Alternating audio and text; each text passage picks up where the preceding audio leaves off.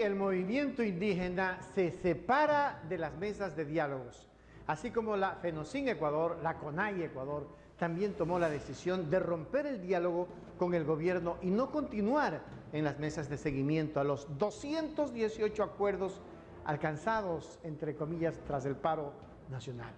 Y digo entre comillas porque ¿dónde están esos acuerdos? Miremos. Declaramos también al responsable directo sobre estos actos de violencia en nuestros territorios al presidente de la República.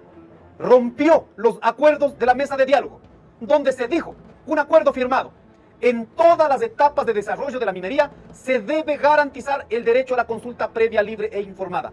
Mientras esto no exista, se suspende todo proceso donde se ha violentado este derecho.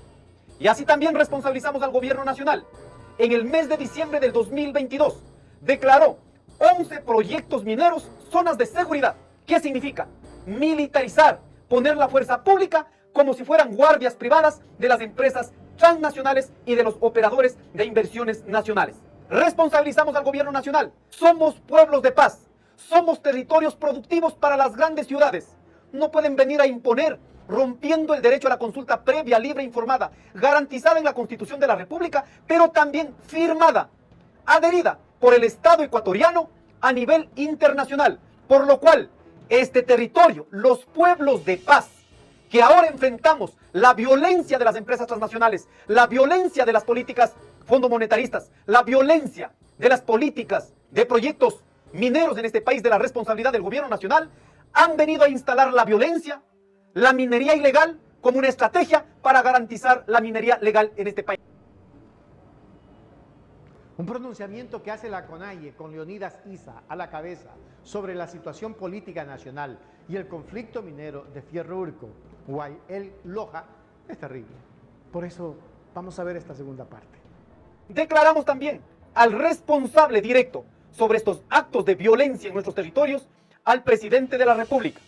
Rompió los acuerdos de la mesa de diálogo, donde se dijo, un acuerdo firmado, en todas las etapas de desarrollo de la minería se debe garantizar el derecho a la consulta previa, libre e informada.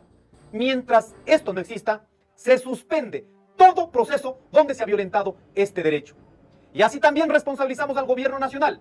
En el mes de diciembre del 2022, declaró 11 proyectos mineros zonas de seguridad. ¿Qué significa?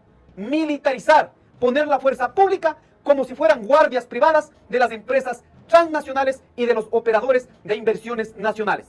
Responsabilizamos al gobierno nacional. Somos pueblos de paz. Somos territorios productivos para las grandes ciudades.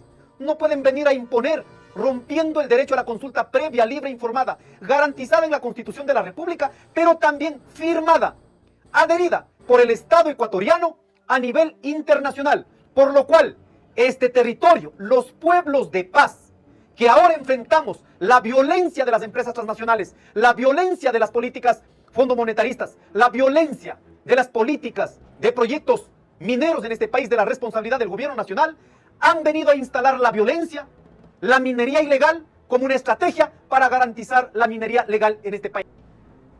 Minería legal, minería ilegal, ellos no están de acuerdo y definitivamente no les han garantizado lo que les prometieron cuando depusieron el paro de actividades o las manifestaciones de junio del año anterior, del 2022. Qué terrible situación para nuestros hermanos indígenas. ¿Cuántos fallecieron? No sabemos, porque no nos dan un informe. ¿A cuántos les sacaron el ojo? Tampoco sabemos.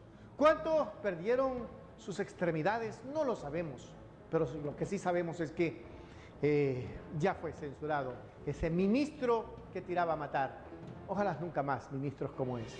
Y ojalá la CONAIE y quienes lideran con Leonidas Issa ese movimiento indígena nunca más pacten con la derecha, porque es recalcitrante y es mala.